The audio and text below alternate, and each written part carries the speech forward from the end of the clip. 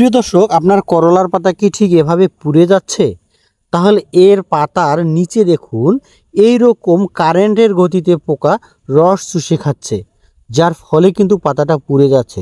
খুব সহজে এই সমস্যার হাত থেকে আপনার করলাকে কিভাবে বাঁচাবেন এবং শুধু একটা স্মার্ট টেকনোলজিকে ব্যবহার করে আপনি কিভাবে আপনার ফলন 3 গুণ করবেন জানতে সম্পূর্ণ ভিডিওটি দেখতে থাকুন। তো বন্ধুরা, আপনারা দেখছেন কৃষি রকমারি সেবা ইউটিউব চ্যানেল এবং আমি আপনাদের পাশে আছি সুনীল কুমার রায়। ভিডিওটি শুরু করার আগে যারা এখনও আমার চ্যানেলটিকে সাবস্ক্রাইব করে নাই, কৃষির তথ্যমূলক ভিডিও সবার আগে পেতে ভিডিওটিকে লাইক করে চ্যানেলটিকে সাবস্ক্রাইব করুন। তো প্রিয় দর্শক, এখন আমরা জানবো করলার পাতা এভাবে হলুদ হয়ে শুকিয়ে যাওয়ার মূল কারণ হচ্ছে জ্যাসিড পোকার আক্রমণ, যা না জানলে আপনি একে পচন মনে করতে পারেন। অনেকে তো এটাকে ডাউনি মিলডিউ মনে করেন। কিভাবে চিনবেন যে আপনার করলা, বেগুন কিংবা ঢেঁড়স গাছের মধ্যে জ্যাসিড পোকার আক্রমণ হয়েছে? প্রথমত, পাতা হলুদ হয়ে যাবে এবং এরকম রং ধারণ করবে। হলুদ অবস্থা থেকে ধীরে ধীরে লালচে হলুদ এবং পরবর্তীতে পাতা ধীরে ধীরে পোড়া ভাব চলে আসবে এবং কিনারাগুলা পুড়ে যাবে। তো দর্শক বন্ধুরা, পাতার নিচে পোকার উপস্থিতি দেখা যাবে এবং এই পূর্ণবয়স্ক পোকাগুলো সোজা পথে না চলে একটু আঁকাবাঁকা পথে দ্রুত চলে যাবে। এই পোকার বাচ্চাগুলো পাতার নিচে যেখানে দেখবেন একটু নিচু বা শিরার পাশে ঠিক এভাবে অলসভাবে বসে থাকবে। এই পোকা তার দেহের ওজনের 10 গুণেরও বেশি রস চুষে খায়, যার ফলে পাতা পুড়ে যায় এবং কারেন্ট পোকার মতো মনে হয়।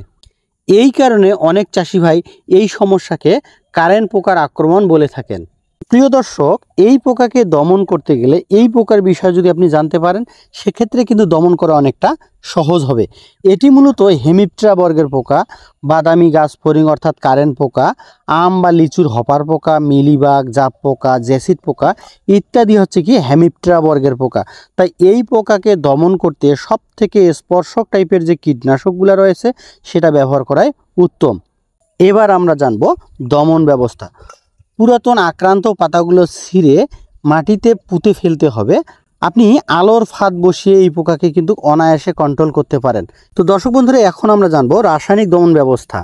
আপনারা ব্যবহার করতে পারেন নিতেন পাইরাম প্লাস পাইমেট্রোজিন, সেটা হতে পারে তরিত, ফড়িং, স্প্লেন্ডার, সাবা, ইস্ট ভেনিস, গুনগুন, লকডাউন, পাইরাজিম, নাইজিম। এগুলোর মধ্যে যে কোনো একটি প্রতি লিটার পানিতে 1/2 গ্রাম হারে অবশ্যই পরন্ত বিকেলে স্প্রে করবেন এবং পাতার এপিড ওপিড অর্থাৎ উপরে এবং নিচে 2 পিঠে কিন্তু ব্যবহার করবেন। পরের দিন অবশ্যই আপনাকে ভালো কোয়ালিটির অনুখাদ্য ব্যবহার করতে হবে। সেটা হতে পারে এনপিকেস, এনএসসি গোল্ড, প্রোটোজিম, মোটিভাস, কমপ্লেসার, সুপার পিক।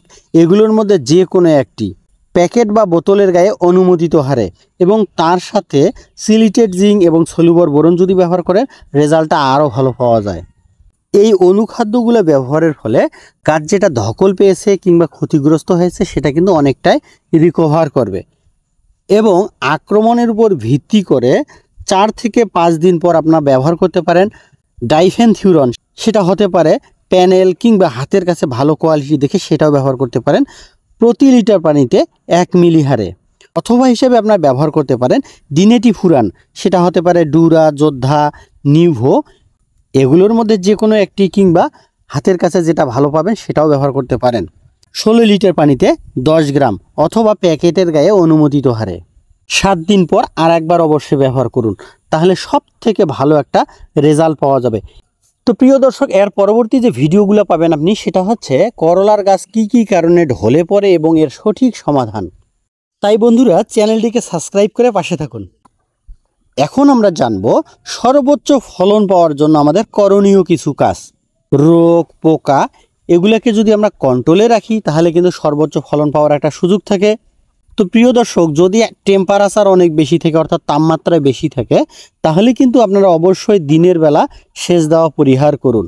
সেক্ষেত্রে ভোরবেলা থেকে শুরু করে সকাল 10টার মধ্যে সেচ দেওয়া আপনি কমপ্লিট করবেন এবং মাটিতে অবশ্যই ঘন ঘন সেচ ও খাবার দেবেন, যার ফলে গাছগুলো আপনাদের সুস্থ থাকবে। গাছের খাদ্য গ্রহণ উপযোগী রাখতে অবশ্যই জমির যে পিএইচ লেভেলটা আছে সেটা কিন্তু 7 থেকে 6.5-এর মধ্যে রাখার চেষ্টা করবেন। তাহলে আপনি যে খাদ্যগুলো দেবেন সেগুলো কিন্তু সম্পূর্ণ গাছ খাইতে পারবে। এই কারণে ফসল লাগানোর আগে ডলসন কিংবা ব্লিচিং পাউডার দিয়ে জমি শোধন করতে পারেন, কিংবা দাঁড়ানো ফসলে আপনার ট্রাইকোডার্মা দিয়েও শোধন করতে পারেন। জমিতে পর্যাপ্ত পরিমাণ জৈব সার ব্যবহার করবেন এবং মাচা জাতীয় ফসলের ফলন বৃদ্ধির জন্য যখন আপনার খাদ্য দেবেন অর্থাৎ সার দেবেন তখন কিন্তু জিপসাম যোগ করে দিতে পারেন, যার ফলে কিন্তু ফলনটাও বেড়ে যাবে এবং গাছের জীবনকাল কিন্তু বেড়ে যাবে। তো দর্শক বন্ধুরা, শুধুমাত্র মাচার শেপ পরিবর্তন করে 3 গুণ ফলন বৃদ্ধির অলরেডি আমি একটা ভিডিও আপলোড করেছি আমার চ্যানেলে। ভিডিও লিঙ্ক আছে ডিসক্রিপশন বক্সে, চাইলে আপনি একবার দেখে নিতে পারেন।